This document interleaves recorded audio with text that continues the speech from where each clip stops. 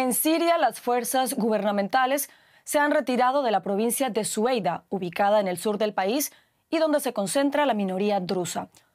La retirada se produjo tras un acuerdo de alto al fuego proclamado el miércoles, luego de los enfrentamientos entre esta minoría, beduinos y las fuerzas de seguridad que dejaron más de 350 muertos. El presidente interino de Siria, Ahmed al-Sharaa, anunció la entrega de la seguridad en Sueida a facciones locales drusas. Además, rechazó lo que calificó como intentos de fragmentación interna del país e hizo un llamado a la unidad. Asimismo, se comprometió a castigar a quienes hayan cometido abusos contra la comunidad drusa. Escuchemos qué más dijo al-Sharaa. Israel recurrió a ataques a gran escala contra instalaciones civiles y gubernamentales para socavar estos esfuerzos, lo que complicó enormemente la situación y condujo a una gran escalada. Gracias a la eficaz mediación estadounidense, árabe y turca, se salvó a la región de un destino incierto. Bienvenidos a la actualidad en análisis. Hoy los acompaña Carol Guerrero y están con nosotros el señor Haitham Amira Fernández, director ejecutivo del Centro de Estudios Árabes Contemporáneos CEARC, con sede en Madrid, y el periodista Joan Cabasés, a quien saludamos a esta hora en Beirut. A los dos bienvenidos y muchas gracias por estar con nosotros. Encantados. Joan, comienzo contigo para que por favor nos cuentes lo más actual. Este miércoles mencionábamos, se firmó una tregua entre el gobierno sirio y las milicias drusas. ¿Cuál es la situación sobre el terreno en este momento? ¿Se mantiene la tregua? Hola, ¿qué tal? Bueno, pues parece que el titular sería de calma tensa en esta ciudad y provincia de Sueida después de 3 días de combates y de conflictos. A esta hora y esta mañana parece que los conflictos no están activos como lo han estado en días anteriores. Sin embargo, por supuesto, cuando uno habla, como yo he hecho esta mañana, con residentes de ese territorio, ellos continúan intranquilos después de 3 días de combates que han dejado, ya lo mencionabais, según algunas fuentes, más de 160 víctimas mortales. Según otras, estas víctimas mortales serían más de 350. Hay que tener presente que la zona vive lo que ya se puede considerar una crisis humanitaria. Estos días de conflicto han sitiado la ciudad y han cortado los suministros básicos, por ejemplo, de electricidad, de agua o de combustible. Ya en el día de ayer veíamos algunos hospitales de la zona anunciar que tenían que suspender algunas de sus actividades, como por ejemplo las operaciones quirúrgicas. Son, además de eso, más de 90.000 los residentes que se han tenido que huir durante estos días de sus casas y de su ciudad. Hemos visto imágenes bastante duras de ver de familias enteras pasando las horas de calor en territorios semidesérticos a la espera de ver qué es lo que sucede con esta tregua que, insistimos, por ahora, de manera general, con algunas excepciones, parece que continúa vigente. Bueno, Joan, ya tú nos das un poco de contexto actual. Quisiera preguntarle ahora al señor Amira Fernández por algo más de trasfondo. ¿Quiénes son los drusos? ¿Qué nos puede contar usted sobre esta comunidad?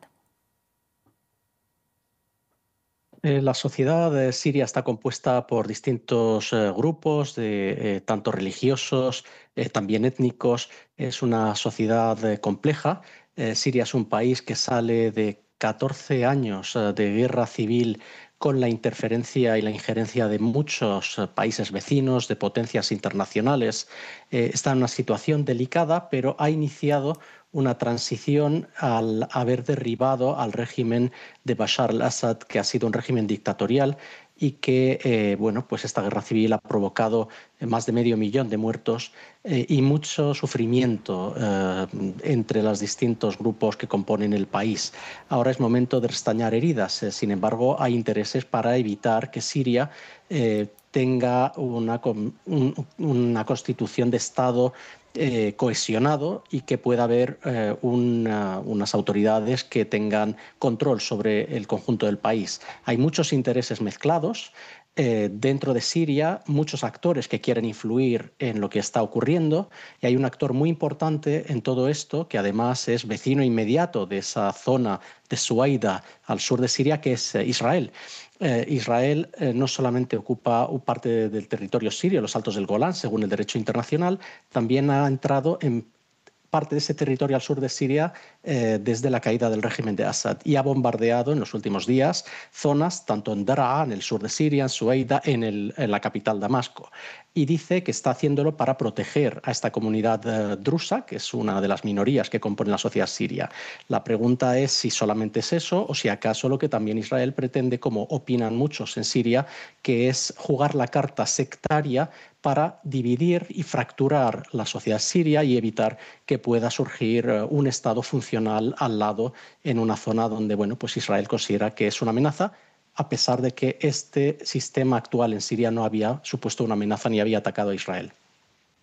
Bueno, pues ya hablaremos más a fondo de eso, pero antes quisiera preguntarle a Joan, ¿cuál es entonces esa dificultad política y diplomática dentro de Siria, a propósito del contexto del que nos habla el señor Amira Fernández?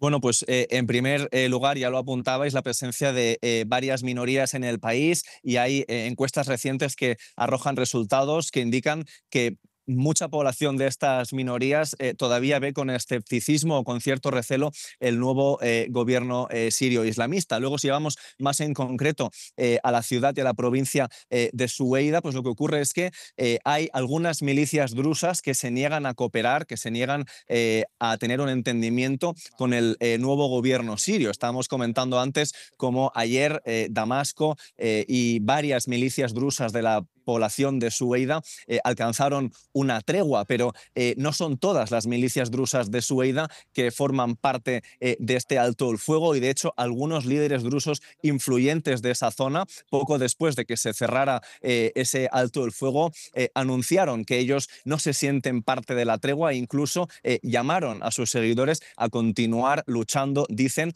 contra el gobierno islamista hasta liberar Sueida. Hay que tener presente que es aquí precisamente donde entra Israel dando apoyo a estas milicias drusas que se niegan a entenderse con Damasco, jugando la carta sectaria mientras Israel protege sus propios intereses en Siria. Lo estamos comentando, cada vez controla más territorio en ese país y quiere impedir que las fuerzas sirias estén presentes y desplegadas en las provincias del sur de Siria que hacen frontera con los Altos del Golán ya ocupados por Israel desde hace 5 décadas. Señora Amira Fernández, nos dice Joan que no hay entendimiento. ¿Por qué Damasco no está logrando entenderse con las milicias drusas de Sueida? Bueno, aquí hay que puntualizar, no hay una cohesión entre los distintos grupos, las personalidades o los notables drusos en Siria. Hay distintas orientaciones, facciones, lealtades y está el elemento israelí. Israel está apoyando a algunas de las facciones drusas, se comenta incluso con armas, dentro de territorio sirio. Y esto pues parece ser que está llevando hacia una fractura dentro de la comunidad drusa. Algunos quieren cooperar con el Estado para evitar un derramamiento de sangre, con la mediación de algunos países de la región, principalmente de Turquía, de algunos países árabes, que no desean ver una Siria más desestabilizada, fracturada, rota por divisiones sectarias. Y por otro lado, el país otro vecino, que ha bombardeado la capital siria, lo hemos visto en imágenes, en una zona muy, muy céntrica de Damasco, donde hay hoteles donde se alojan pues muchas delegaciones internacionales, que lo que parece ser, según muchos interpretan, Israel no desea que en Siria haya un Estado funcional y que pueda reconstruirse y recuperarse después de la caída del régimen del Assad. Una puntualización importante. Israel planteaba que Siria era una amenaza por su alianza, el régimen del Assad, que cayó en diciembre pasado, por su alianza con Irán. Ahora ya Siria no es un aliado de Irán. Ahora mismo quienes gobiernan en Siria no están del lado de Irán y, sin embargo, Israel está bombardeando Damasco e incluso las afueras del Palacio Presidencial como no había hecho cuando el régimen de Assad gobernaba hasta el pasado mes de diciembre. A propósito de esas operaciones de Israel, Joan, ¿qué representa para este nuevo gobierno interino sirio la ofensiva israelí que estamos viendo? Bueno, pues presenta una gran dificultad interna y externa y un dilema sin una solución fácil. Los bombardeos de ayer por parte de Israel contra activos del gobierno en Damasco, por ejemplo, el Ministerio de Defensa y cerca del Palacio Presidencial, mandan un mensaje claro a Damasco, y es que Israel está dispuesto a seguir bombardeando Siria y activos del gobierno mientras las fuerzas sirias continúen desplegadas o presentes, siendo influyentes en el sur de Siria, en estas provincias que hacen frontera con los Altos de Golán ocupados por parte de Israel. Decimos que esto plantea un dilema porque si Siria se desentiende de estas provincias del sur de su propio país, fracasará en el intento de reunificar el territorio sirio, la sociedad siria, después de 14 años de muy dura guerra civil. En cambio, si sigue presente, si continúa teniendo los pies y las armas del Estado puestas sobre esos territorios, Israel ya ha prometido que continuará bombardeando Siria y las bases militares sirias mientras lo vea oportuno.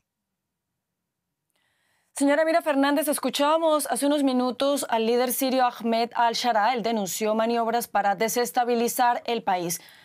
¿Cómo favorece a Israel la desestabilización de Siria? ¿Qué lectura le puede dar usted a las acciones de Israel en territorio sirio en este momento, las que hemos visto en las últimas horas?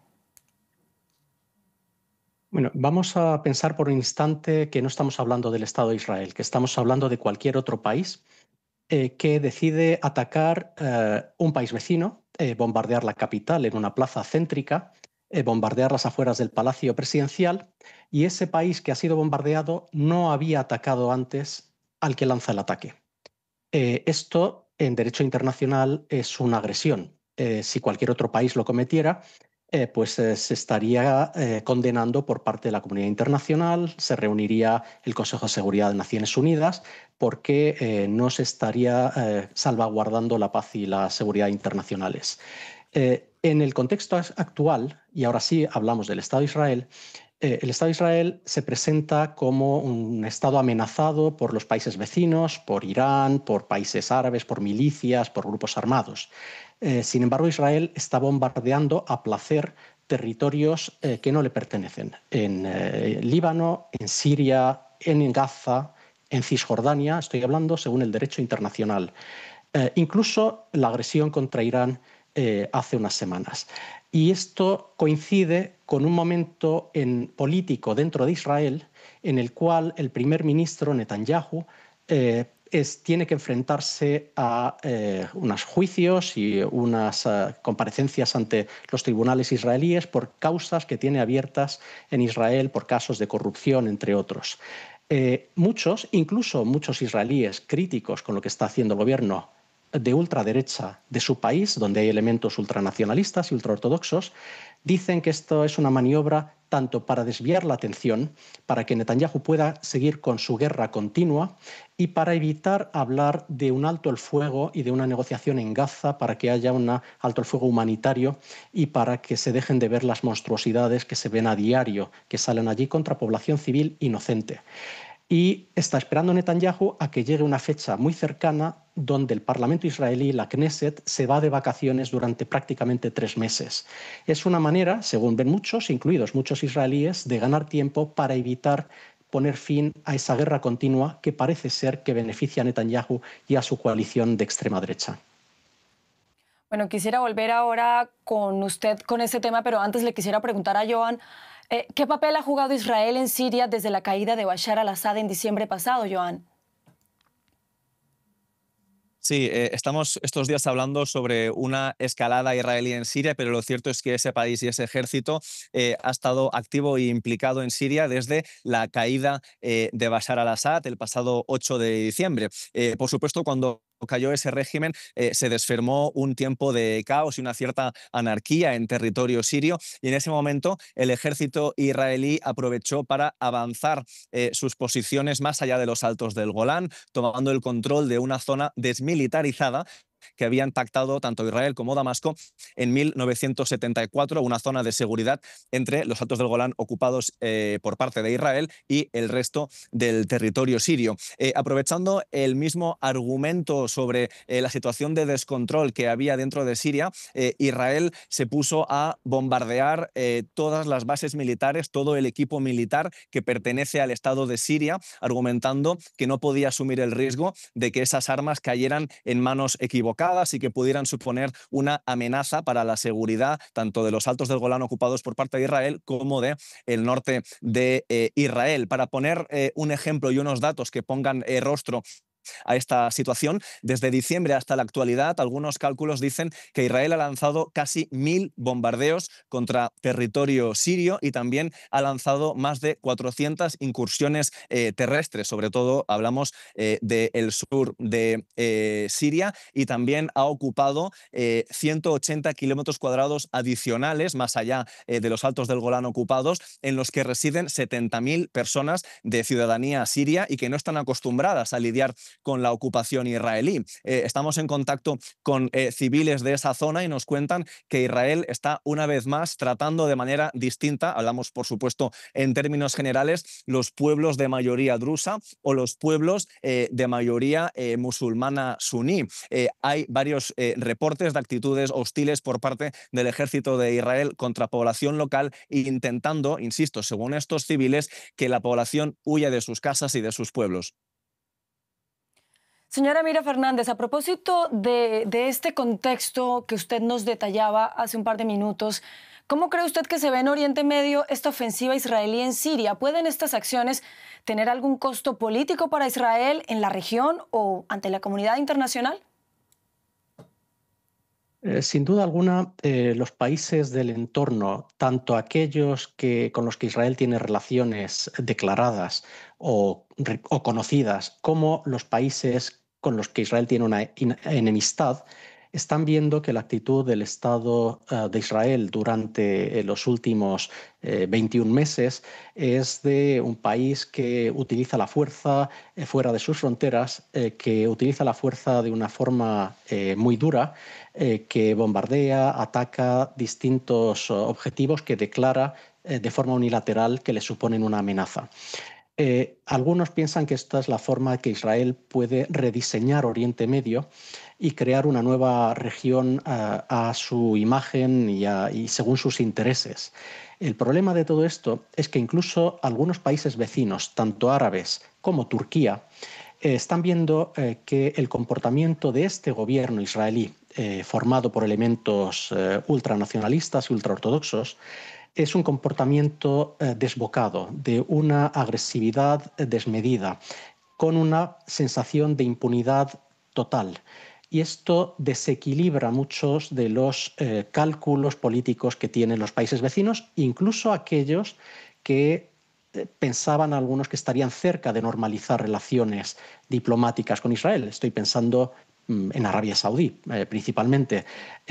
Y esto, incluso para un país, Turquía, con el que Israel tiene relaciones y tiene cooperación, aunque últimamente pues venida a menos, está suponiendo una percepción de que Israel es un desestabilizador regional. Lo están diciendo las autoridades turcas, Turquía es un país miembro de la OTAN, no hay que olvidarlo, y Israel se está percibiendo eso como un país que no tiene freno y que actúa con una percepción de impunidad, que no recibe ninguna condena de las grandes potencias internacionales, ni evidentemente ni de Estados Unidos, ni de los principales países de la Unión Europea, y que los países vecinos del entorno, principalmente los árabes, no se atreven a condenar ni a hacer nada porque ven que Israel cuenta con todo este apoyo occidental. Esto genera grandes desequilibrios, genera dinámicas que no van a traer más estabilidad a Oriente Medio, ni van a rediseñar un Oriente Medio más pacífico y donde Israel normalice su situación en su vecindario y puedan vivir con más seguridad y más paz, ni los ciudadanos de Israel ni los ciudadanos de los países colindantes. Ya. Joan, ¿cómo se sienten las minorías del país ante las fuerzas sirias, las minorías drusas, quiero decir, ante las fuerzas sirias? Ujú. Antes lo mencionabas o lo mencionábamos esta primavera, en el mes de mayo, ha habido unas encuestas que han hablado con miles de civiles en distintas partes de Siria y estas encuestas arrojan que la población que pertenece a grupos minoritarios dentro del país se siente más insegura delante de las nuevas fuerzas sirias que no la población que pertenece a la mayoría musulmana suní. En concreto era el 70% de la población que forma parte de estas minorías que dice sentirse insegura delante de los nuevos cuerpos policiales y autoridades en Damasco. Hay que decir que cuando uno viaja por Siria durante los últimos meses, especialmente después de los episodios de violencia registrados en el litoral sirio el pasado mes de marzo, es común encontrarse con civiles alauitas o drusos que hablan con cierto escepticismo de estos nuevos gobernantes y que incluso que no pertenecen de las congregaciones o de las celebraciones que se manifiestan por las calles a razón de el nuevo gobierno sirio. Es decir, por explicarme algo mejor, cuando en la Plaza de los Omeyas, en la capital de Damasco, ha habido concentraciones que celebraban las nuevas autoridades sirias, allí podía suceder que civiles pertenecientes a algunas minorías como la drusa o la alauita, insisto, no se dirigieran a esas concentraciones y que, insisto, eso se plasmara en un cierto escepticismo hacia el nuevo gobierno sirio. Por terminar con este punto, parece ser que las autoridades podrían estar haciendo algo más. Hemos mencionado ahora el episodio de violencia que hubo en el mes de marzo. Después de esos hechos, el gobierno anunció la creación de una investigación o de un comité de investigación interno que iba a arrojar unos resultados y que iba a comportar una rendición de cuentas, pero el plazo de ese comité ya ha vencido y a día de hoy no se conocen sus resultados y tampoco se conoce que haya habido rendición de cuentas. Todo ello, por supuesto, hace incrementar las dudas de estas minorías hacia el gobierno interino sirio, también en este momento con nuevos episodios de violencia en el sur de Siria con la comunidad drusa implicada. Ya. Señora Mira Fernández, con este escenario actual que tenemos en esa región y que ustedes, tanto Joan como usted, nos han descrito tan bien, ¿cómo queda el nuevo proyecto de Estado sirio? ¿Cómo lo ve usted? El Estado sirio se enfrenta a enormes dificultades internas, empezando por el trauma de 14 años de una guerra civil muy sangrienta, con más de la mitad de la población desplazada fuera de sus hogares, tanto como refugiados en el exterior como desplazados internos dentro del territorio. Pero también se enfrenta la sociedad siria a más de 4 décadas de un régimen totalitario, bueno, más de medio siglo, de hecho, que era el régimen de los Assad, del padre Hafez al-Assad y del hijo Bashar al-Assad, un régimen de partido único, muy dictatorial y muy violento con aquellos que no se plegaban a sus deseos y condiciones. A partir de ahí hace falta restañar muchas heridas, hace falta reconstruir mucho, hace falta mejorar la economía, la seguridad, que haya una justicia transicional posconflicto. Sabemos por la experiencia en otros lugares donde ha habido conflictos de estas características que no es nada fácil y que requiere mucho apoyo desde el exterior. Requiere recursos, requiere también que no haya injerencias para aprovechar las líneas divisorias, y requiere una visión de un país donde los derechos y deberes sean por la pertenencia al Estado, por ser ciudadanos, y no por la pertenencia al grupo sectario, étnico o religioso. Esto es lo que algunos quieren aprovechar, esas divisiones sectarias, para impedir que Siria se reconstruya y levante cabeza y se convierta en un Estado funcional y constructivo y que se relacione con el resto del vecindario. Esto lo están aprovechando elementos de la vieja guardia, del régimen anterior de los Assad, aquellos que se sienten que han perdido el poder y que el país les pertenecía.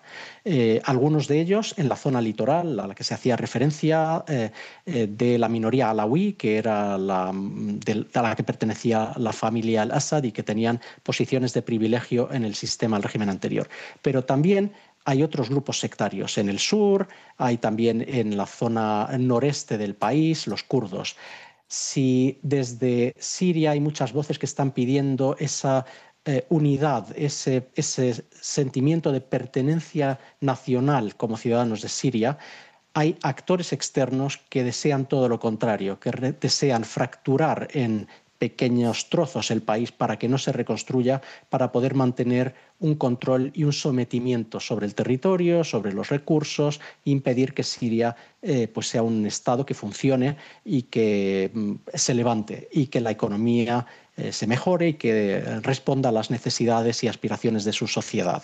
Y hay entre esos estados una competición a ver quién es el que más influye en la nueva Siria, y dentro del país hay muchos sirios que viven, cierto, con temor, como se decía, pero también algunos con una esperanza cautelosa, pensando que hay una oportunidad ahora que antes no había con el régimen del Assad, y sin embargo el tiempo pasa y hace falta ver resultados, y esto es donde en estos momentos está el gran escollo para las autoridades actuales sirias, que son interinas. Hay que recordar que hay una presidencia interina, que todavía hay una constitución que se tiene que redactar, que hace falta una reconstrucción nacional y hace falta un diálogo nacional que sea plural, como es la sociedad siria, que sea respetuoso, y en este contexto de bombardeos eso es mucho más difícil.